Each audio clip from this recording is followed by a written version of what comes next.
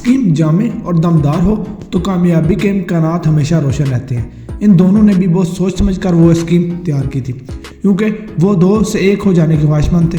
पहली मुलाकात एक इत्तेफाक से लगती थी, दूसरी मुलाकात भी पहली मुलाकात की तरह मुख्तसर और महज इत्तेफाक ही का नतीजा महसूस होती थी। मगर तीसरी मुलाकात उन्होंने अपनी मर्जी से की थी।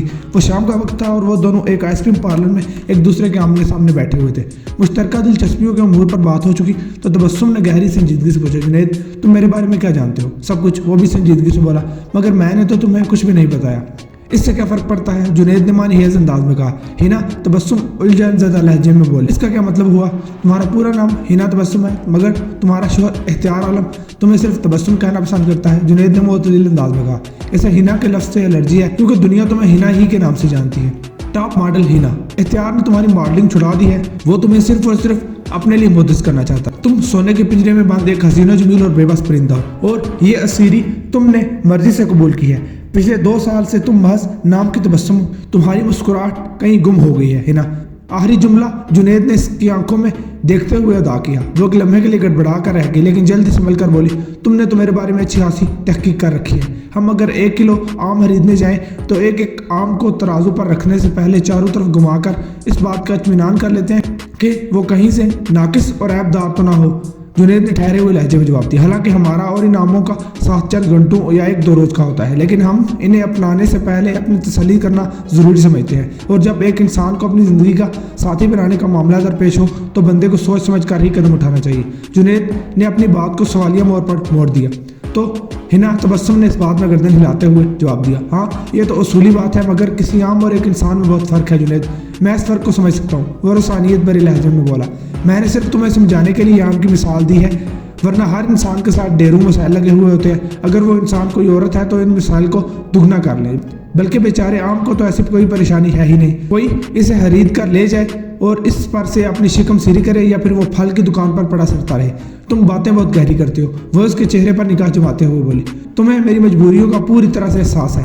तुम मुझे इख्तियार आलम की सुनहरी कैद से आज़ादी दिलाना चाहते हो, और मेरी ख्वाहिश भी यही है। इस सिलसिले में मुझे अच्छी तरह एक अंदाज़ा हो गया है कि इख्तियार आलम से शादी मेरा एक गलत फैसला थी।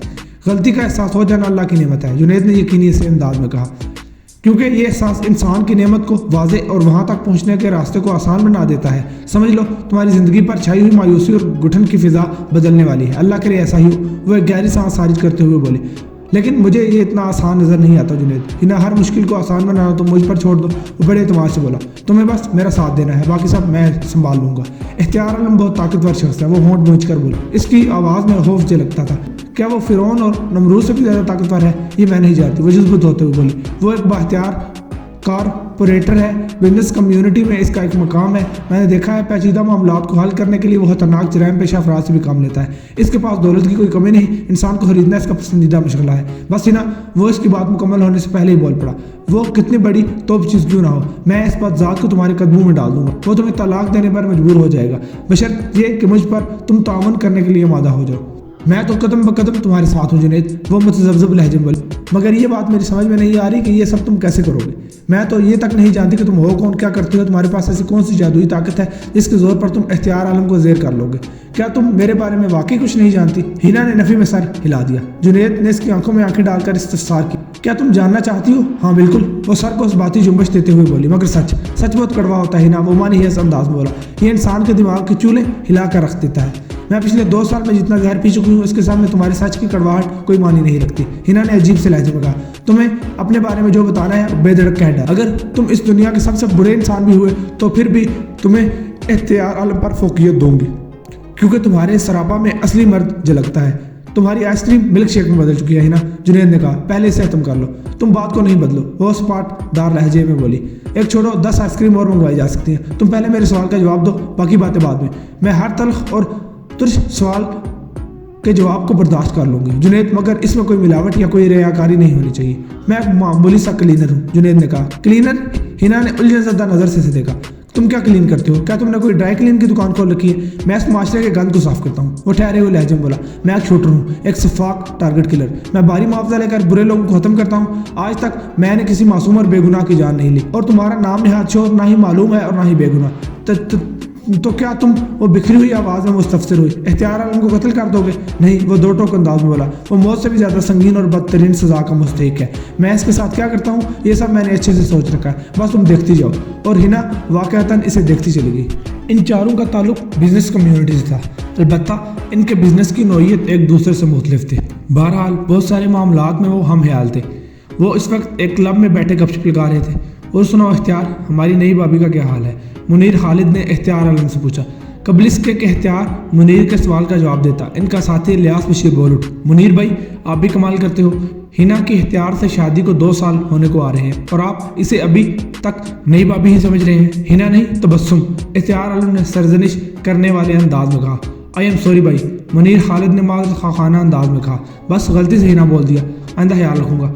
फिर वो इलियास बशीर के एतराज़ के जवाब में बोला, इलियास भाई अपने इख्तियार आलम भाई की पहली शादी को 20 साल हो गए हैं, इस लिहाज से राशिदा भाभी पुरानी और हिना, मेरा मतलब है तबस्सुम भाभी नई हुई ना। हिना तबस्सुम जब मॉडलिंग करती थी तो इसे लोग सिर्फ हिना के नाम से जानते थे। वो हज़ारों नहीं लाखों दिलों की धड़कन हुआ करती थी और यही एहसास इख्तियार आलम को अजियत पहुंचाता था। इसलिए इसने हिना तबस्सुम के नाम से हिना को हमेशा के लिए हज़फ करवा दिया। तबस्सुम बिल्कुल ठीक है, मज़े में है, इख्तियार आलम ने जवाब दिया।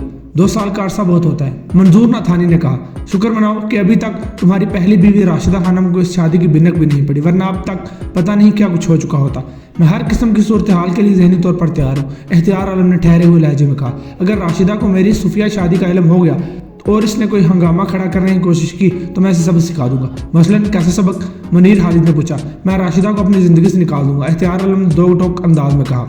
मैं किसी भी कीमत पर तबस्सुम को नहीं छोड़ सकता। मुनीर, इलियास और मंजूर ने उलझनज़दा नज़र से एक दूसरे को देखा। फिर वो हैरत भरे अंदाज में इख्तियार आलम को तकने लगे।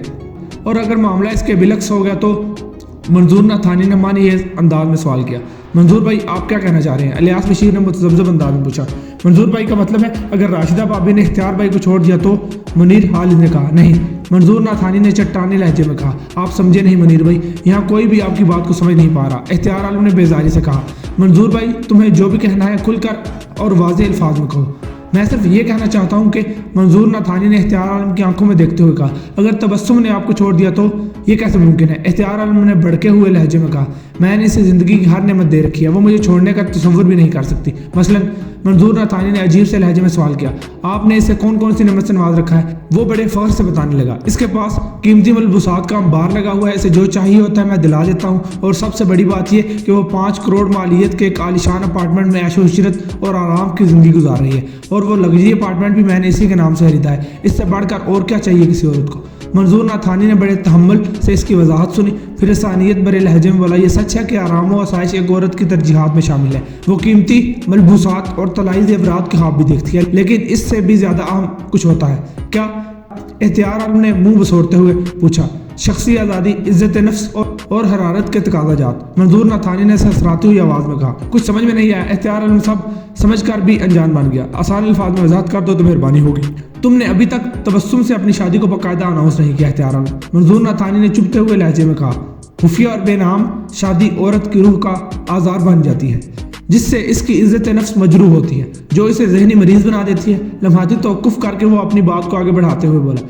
तबस्सुम बेशक एक आरामदेह लग्जरी अपार्टमेंट में रिहाइश पजीर है जो तुमने इसके नाम लगा रखा है और जहां तुम हफ्ते में 2-3 बार कुछ वक्त गुजारने के लिए चले जाते हो। लेकिन सच्ची बात तो यह है कि वो कीमती अपार्टमेंट तबस्सुम के लिए किसी पिंजरे की मानिंद है, जहां वो जिंदगी की हर सहूलत के साथ कैद है, मगर इसे शख्सी आज़ादी हासिल नहीं। वो तुम्हें बताए बगैर कहीं आ जा नहीं सकती और जब वो तुम्हारी मौजूदगी में घर से बाहर कहीं जाती भी है तो तुम मुसलसल इस फ़ोन में राब्ते में रहते हो और एहसास दिलाते रहते हो कि तुम्हें इस पर भरोसा नहीं है। तुम्हारे इस रवैये ने इसकी शख्सी आज़ादी छीन ली है और वो अपनी ज़ात के अंदर उलझ कर रह गई है। ऐसा कुछ नहीं है। इख्तियार आलम ने इसकी बात पूरी होने से पहले ही बोलना शुरू कर दिया। तबस्सुम मेरी मौइयत में बहुत ज़्यादा होश है और आज तक इसने मुझसे कोई शिकवा नहीं किया। मैं जानता हूँ कि वो किसी भी जहनी या नफ्सियाती आर्जे में मुतला नहीं। तुम अपना फ़लसफ़ा अपने पास ही रखो, ठीक है? मंजूर नाथानी ने कहा। अगर तुम्हारे अंदर सच का सामना करने का हौसला नहीं है तो मैं खामोश हो जाता हूँ। नाथानी भाई, मुनीर खालिद ने याद दहानी कराने वाले अंदाज में कहा। वो हरारत के तकाज़ाजात वाली क्या बात है? रहने दो मुनीर भाई, नाथानी ने बेदारी से कहा। जब बंदा कुछ सुनने के लिए तैयार ही नहीं तो कहने का क्या फ़ायदा? इलियास बशीर ने कहा। हम सुन रहे हैं ना भाई, आप बोलो। ये मामला इख्तियार की बीवी का है, नाथानी ने कहा। इसकी इजाज़त के बगैर कुछ कहना मुनासिब नहीं होगा। आपने पहले जो फरमाया है तो मैं तहम्मुल से सुन चुका हूँ ना, इख्तियार आलम ने सपाट आवाज़ में कहा। जो बाकी बचा है वो भी बोल दो। لیکن میری ایک شرط ہے۔ کیسی شرط؟ ناتھانی نے الجھن زدہ نظروں سے اس کی طرف دیکھتے ہوئے کہا۔ اختیار عالم نے حتمی لہجے میں کہا، آج کے بعد تم مجھ سے تبسم کے حوالے سے کبھی کوئی بات نہیں کرو گے۔ الیاس بشیر بولا، تبسم ہماری بھابھی ہے، ہم ان کے بارے میں بات کیوں نہیں کر سکتے؟ یہ تو سراسر زیادتی ہے۔ میں نے یہ پابندی صرف ناتھانی کے لیے لگائی ہے، اختیار عالم وضاحت کرتے ہوئے بولا، کیونکہ منظور بھائی کے انداز میں اصلاح کا پہلو کم اور آگ لگانے کا عنصر زیادہ ہوتا ہے، اور میں تبسم کے حوالے سے کوئی ایسی ویسی بات سننے کے لیے تیار نہیں ہوں۔ میں بھلا کوئی ایسی ویسی باتیں کیوں کرنے لگا؟ ناتھانی نے حفکی بھرے لہجے میں کہا، میں تو ایک حقیقت بیان کرنے جا رہا ہوں، تو بیان کر ڈالو یہ حقیقت۔ اختیار عالم نے برا سا منہ بناتے ہوئے کہا، میں بھی تو جانوں کہ یہ حرارتی تقاضاجات کیا ہوتے ہیں۔ حرارت کے تقاضاجات ازواجی زندگی کا سب سے بڑا اہم اور نازک پہلو ہوتا ہے اختیار بھائی، منظور ناتھانی نے ٹھہرے ہوئے لہجے میں کہا۔ تم عمر میں تبسم سے دوگنا ہو، اس کے رگوں میں دوڑنے والے خون کے تقاضاجات بہت زیادہ حرارت کے حامل ہیں اور اونچے درجے کی جذباتی تسکین چاہتے ہیں۔ تم اس کی موز اور خواہشات کو کبھی پورا نہیں کر سکتے، اور یہی ناآسودگی تبسم کو بغاوت پر مجبور کر سکتی ہے۔ کیسی بغاوت؟ اختیار عالم نے چونکتے ہوئے لہجے میں پوچھا۔